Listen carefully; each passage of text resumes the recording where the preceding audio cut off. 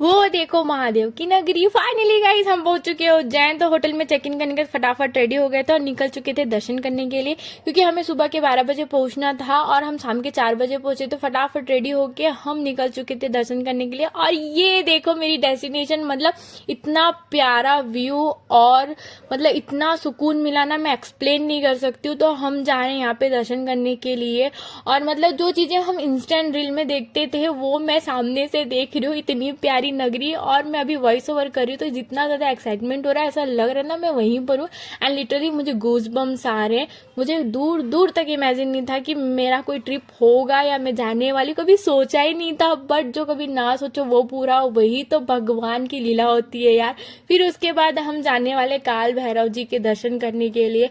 तो हमने सारा दर्शन कंप्लीट किया और यहाँ पे टेम्पो पकड़ के काल भैरव के दर्शन करने चले गए थे, क्योंकि एक दिन में जितने सारी चीज हम कंप्लीट कर सकते हैं वो करेंगे, क्योंकि हमारे पास टाइम बहुत ज्यादा कम था। और ये रही मेरी प्यारी सी दीदी जिनकी वजह से मुझे जाने मिला।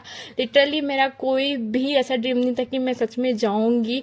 और मतलब इतनी ज्यादा एक्साइटमेंट, इतना हैप्पीनेस, और वहां से आने के बाद अभी तक उसका हैंगओवर नहीं निकला है मेरा। और ये है काल भैरव मंदिर। और ये सारी चीजें हम इंस्टा एंड रील में देखा करते थे और कभी सोचे नहीं थे कि जाएंगे। फिर उसके बाद हम चले गए थे शॉपिंग वगैरह करने के लिए। एंड मैं इतनी बड़ी भुलक्कर हूँ कि मैं क्या घूम रही हूँ, क्या मंदिर का नाम है मेरे को याद ही नहीं है, इतनी एक्साइटमेंट है। उसके बाद हमने एक और मंदिर गए थे और जो कि मेरे को बिल्कुल नाम याद नहीं। यहाँ पर चल रही थी आरती, यहाँ पे हमने सारा दर्शन वगैरह कंप्लीट किया। हमने एक दिन में 3 जगह कंप्लीट किया। फिर उसके बाद नाइट में खा पी के हम सो गए थे। तो मिलते हैं नेक्स्ट ब्लॉग में, बाय बाय।